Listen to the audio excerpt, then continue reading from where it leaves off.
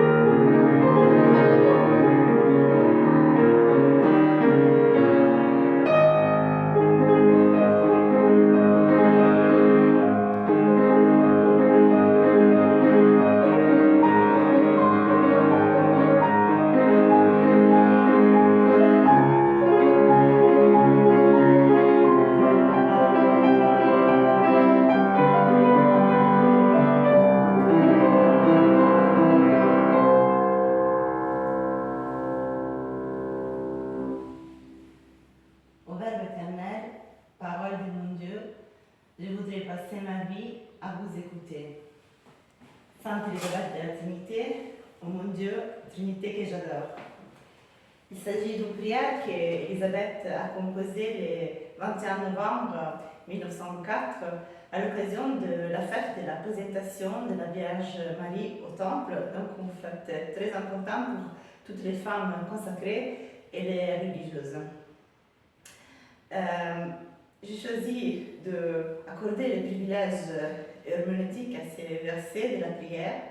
Oh mon Dieu, je voudrais passer ma vie à vous écouter, Verbe éternel, je voudrais passer ma vie à vous écouter, parce que nous pouvons affirmer que pour la petite Élisabeth Catette, au commencement était l'écoute. En effet, elle était un enfant prodige du piano. Elle était inscrite au conservatoire de Dijon. Elle pratiquait de 4 à 6 heures par jour. Et à 13 ans, elle a gagné les premiers prix de piano au conservatoire de Dijon avec les félicitations de Gabriel Fauré à l'occasion du concert pour les 25 ans du conservatoire. Ensuite, elle a offert au Carmel, à l'Église et au monde, une doctrine spirituelle qui nous permet d'entrer dans la beauté musicale de la Trinité.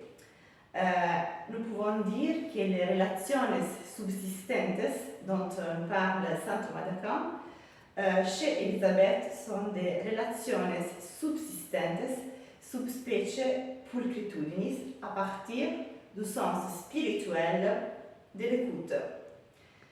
Et en effet, tous les spécialistes reconnus d'Élisabeth de la Trinité sont unanimes dans l'affirmer que sa quête amoureuse et sa vie d'union à Dieu ont commencé au piano, avec l'écriture musicale de l'époque, avec les harmonies, les mélodies, les arpèges, les gammes. Et donc, il s'agit d'une pneumatologie christologique, d'une approche symphonique au thème de l'union à Dieu. En effet, Élisabeth, dans son projet de devenir une louange de gloire à l'intérieur de la Trinité, savait qu'elle devait devenir un autre Christ. Et donc, il s'agissait d'un véritable accord musical avec la deuxième personne de la Très Sainte Trinité, le Verbe, le Fils, pour ensuite arriver à cette relation avec Dieu le Père et avec l'Esprit Saint.